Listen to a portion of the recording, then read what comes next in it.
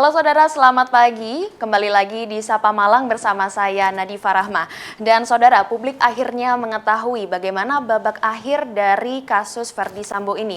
Dan setelah 7 bulan sejak pembunuhan Brigadir Yosua, akhirnya publik mengetahui bagaimana babak akhir dari kasus ini, bagaimana hukuman diberikan kepada terdakwa dari kasus Verdi Sambo ini. Dan kita juga sama-sama mengetahui saudara, sorotan diberikan kepada institusi Polri atas kasus Verdi Sambo ini, dan yang kemudian akan berdampak pada merosotnya kepercayaan publik.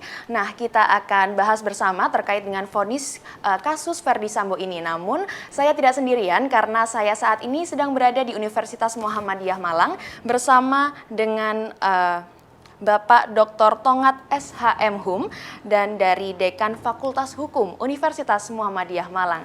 Selamat pagi Bapak, bagaimana kabarnya? Selamat pagi Mbak Nadia, Alhamdulillah baik. Luar biasa. Bapak, seperti yang kita ketahui bahwa kasus Sambo ini sudah memasuki babak akhir begitu ya. Kita sudah mengetahui bagaimana hukuman dari seluruh terdakwa dari kasus Verdi Sambo ini. Bahkan banyak yang menyebut ini adalah kasus Sambo begitu ya Pak ya. Dan menurut Bapak bagaimana dari kacamata pengamat hukum terkait dengan vonis dari kasus Sambo ini? Apakah sudah adil bagi seluruh terdakwa?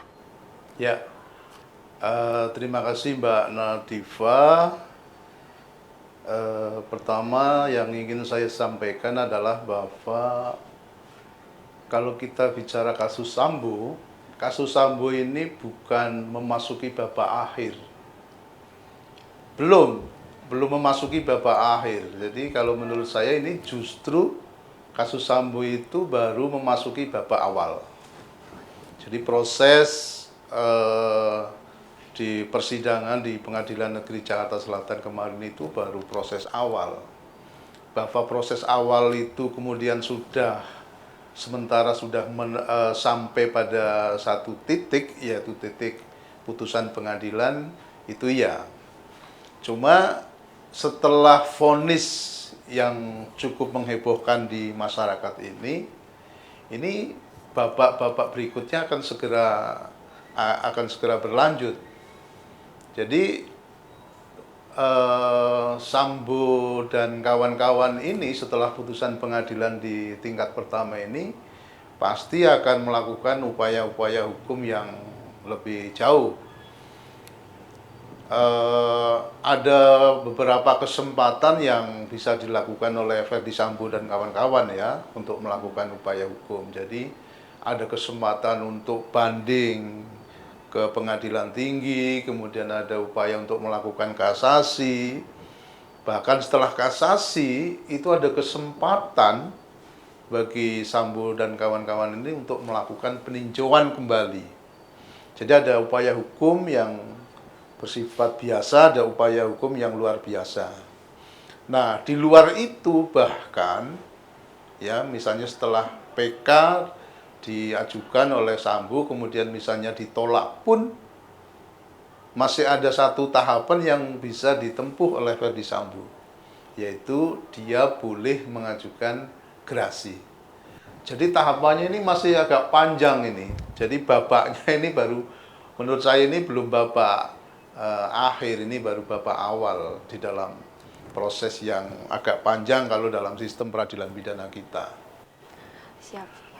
Berarti dari ini masih di babak awal begitu ya Pak ya. Namun dari 4 vonis hakim tadi kan ya, ini kan lebih tinggi daripada dari tuntutan dalam kasus Verdi Sambo ini. Nah, apa sih faktor-faktor apa saja yang membuat tuntutan tersebut bisa lebih tinggi? Padahal ini kan juga masih dapat dikatakan belum babak akhir begitu ya. Jadi kalau saya melihat untuk 4 vonis yang di atas tuntutan jaksa itu, saya melihat ada beberapa faktor yang sangat dominan yang itu kemudian mempengaruhi hakim menjatuhkan pidananya. Yang pertama saya kira, yang ini juga publik ikut menyaksikan, adalah karena faktor tuntutan jaksa yang dianggap tidak merepresentasi rasa keadilan masyarakat. Jadi tuntutan yang terlalu rendah yang dilakukan oleh JPU ini justru memancing ya respon reaksi dari masyarakat yang saya kira negatif. Nah, respon masyarakat yang negatif itu tentu akan ditangkap sedemikian rupa oleh hakim sebagai bahan dia untuk menjatuhkan, memberikan pertimbangan terhadap putusannya. Itu faktor yang menurut saya sangat dominan, karena begitu tuntutan itu disampaikan oleh JPU itu kemudian direspon sedemikian rupa oleh masyarakat, dianggap tidak merepresentasi kepentingan masyarakat, sehingga ini dianggap tuntutan yang terlalu rendah. Itu yang pertama. Jadi karena faktor itu. Kemudian yang kedua, faktornya adalah karena saya melihat selama proses persidangan, ya terutama Sambo, kemudian Pak Sambo, Bu Putri, kemudian ada RR, ya, kemudian ada si KM itu, selama proses itu tidak menunjukkan itikat baik untuk misalnya dia membantu pengadilan membongkar persoalan ini. Yang ditunjukkan itu, kalau saya melihat itu retorika yang dibangun berdasarkan narasi-narasi yang dalam tanda kutip itu sudah didesain. Sehingga pengadilan merasa tidak terbantu dengan keterangan-keterangan yang disampaikan. Dengan kata lain, orang sering mengatakan kalau model terdakwa seperti ini pertama dianggap berbelit-belit, kemudian tidak jujur dan tidak membantu proses pengadilan. Itu saya kira pertimbangan lain yang juga menjadi faktor kenapa kemudian hakim menjatuhkan pidana yang jauh lebih tinggi dari tuntutan. Nah, kemudian di luar yang saya sebut tadi, saya kira hakim itu sangat memperhatikan rasa keadilan masyarakat. Jadi saya melihat hakim itu benar-benar bisa menyelami dan menghayati rasa perasaan yang bergejolak di masyarakat itu ketika terjadi kasus ini. Dan hakim merekam itu semua mulai dari awal sampai akhir. Sehingga kemudian pertimbangannya itu saya kira lebih banyak memperhatikan suara-suara keadilan dari masyarakat.